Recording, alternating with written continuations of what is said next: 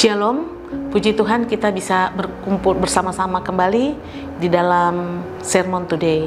Sermon hari ini saya beri judul Hati-hati dengan Perkataan.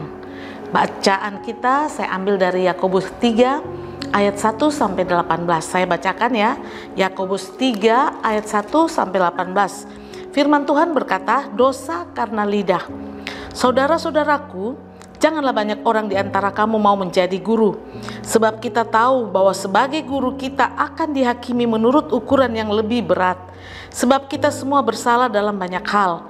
Barang siapa tidak bersalah dalam perkataannya, ia adalah orang sempurna yang dapat juga mengendalikan seluruh tubuhnya.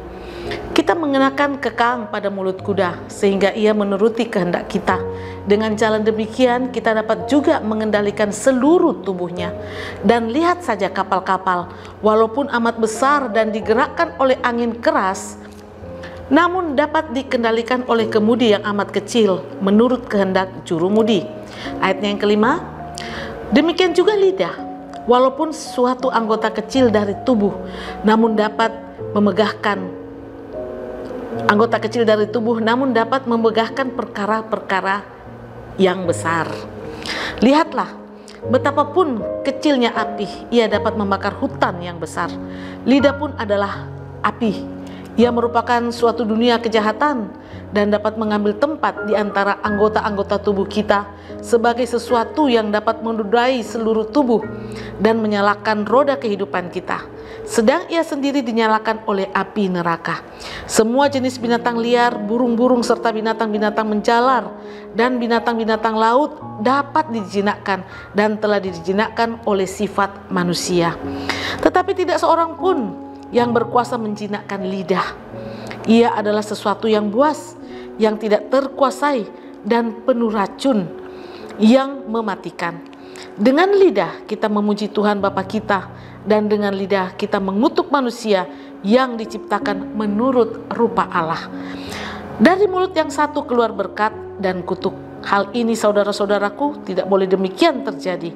Adakah sumber memancarkan air tawar dan air pahit dari mata air yang sama? Saudara-saudaraku, adakah pohon ara dapat menghasilkan buah zaitun, dan adakah pokok anggur dapat menghasilkan buah ara? Demikian juga mata air asin tidak dapat mengeluarkan air tawar.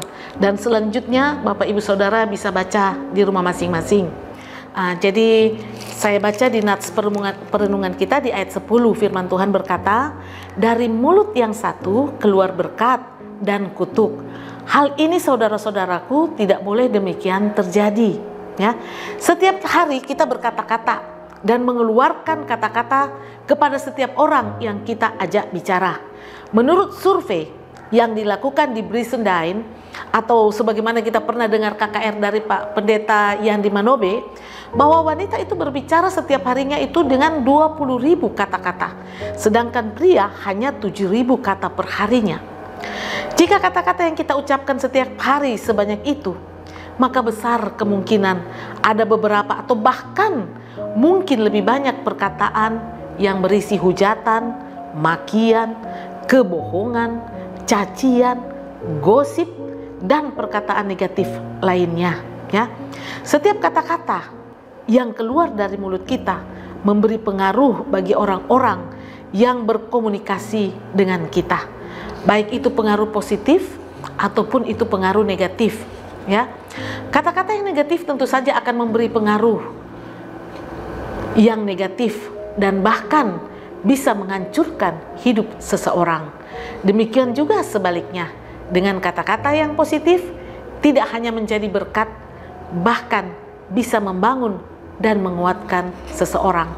Tuhan Yesus sudah mengingatkan setiap kita akan hal ini, bahwa setiap kata yang sia-sia yang kita ucapkan, kita harus bertanggungjawabkan pada hari penghakiman, karena menurut ucapan kita akan dibenarkan dan menurut ucapan kita juga akan dihukum. Mari kita baca dalam Matius 12 ayat 36 sampai 37. Firman Tuhan berkata, tetapi aku berkata kepadamu, setiap kata sia-sia yang diucapkan orang harus dipertanggungjawabkannya pada hari penghakiman. Karena menurut ucapanmu engkau akan dibenarkan, dan menurut ucapanmu pula engkau akan dihukum. Tetapi aku berkata, itu ya, sebagaimana firman Tuhan berkata tadi dalam Matius 12 ayat 36 sampai yang ke-37. Di sini dikatakan juga bahwa hendaklah hati kita itu dipenuhi dengan kasih Kristus, sehingga menjadi mata air yang memancarkan kehidupan, sehingga perkataan kita menjadi perkataan yang menghidupkan, ya. Perkataan kita erat kaitannya dengan hati, karena yang diucapkan mulut meluap dari hati kita, sebagaimana Matius 12 ayatnya yang ke-34. Hai kamu keturunan ular beludak, bagaimanakah kamu dapat mengucapkan hal-hal yang baik, sedangkan kamu sendiri jahat? Karena yang diucapkan mulut meluap dari hati. Kita harus menjaga hati kita, jangan sampai menjadi sarang kepahitan, menjadi sarang kejengkelan, sarang kebencian, bahkan amarah dan lain sebagainya. Tetapi hendaklah hati kita dipenuhi dengan kasih Kristus, sehingga hati kita menjadi mata air yang memancarkan kehidupan, sehingga perkataan kita menjadi perkataan yang menghidupkan. Hati-hati dengan perkataan kita. Sebagai anak-anak Tuhan, setiap perkataan kita memiliki kuasa. Berkata-katalah selalu yang positif. Amin buat firman Tuhan. Tuhan Yesus memberkati kita. Mari kita satu dalam doa.